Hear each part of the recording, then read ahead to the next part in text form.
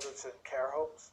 And somebody sent me a video clip this morning and really is making the point very strongly that video clips like the one we're about to show you need to be used to challenge MPs and start getting some action on what's going on in care homes in this country at the moment. So just have a look at this and then we can discuss it afterwards. Well, right, well, can I tell you, for the record, that her colour is very poor. You know, she's quite blue around the lips, and her breathing is quite fast, and that's, to me, that is a cause for concern. Well, like I say, we've not had any concerns with the. Well, I know, but you never do have concerns for her. Do you know, with respect, you don't.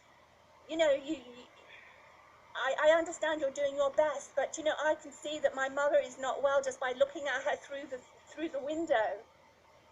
Well, all I can suggest is that you ring up on Monday morning. Well, what do you mean I ring up on Monday morning? That's 2 whole days away.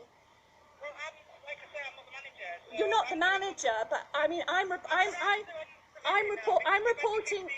Hang on a minute, just a minute before you go. I am asking you. I want this doctor. Hang on a minute. Don't take her away.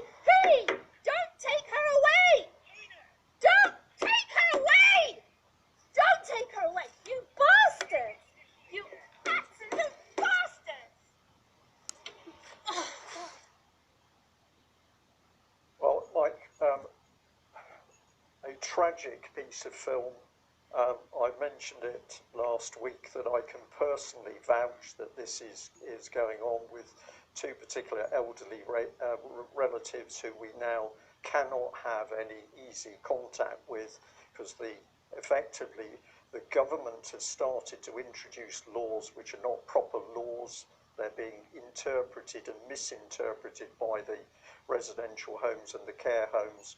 But of course they turn the lock or draw the bolt on the door, and the family is then prevented from being able to interact properly with their elderly relatives. So this lady getting very emotional and swearing at the end of the clip, I don't blame her at all. She's letting off steam, but she would have gone away in utter desperation watching essentially strangers keeping her mother in a prison environment. And this is happening to tens and tens of thousands of elderly people across the country, and we know that many of those tens and tens of thousands of elderly people were killed off by the current government as a result of their, I'm going to call it woefully inadequate, but I think it was a deliberately planned event to infect those elderly people with COVID. So Alex, we are watching a complete and utter breakdown of constitutional principles in this country.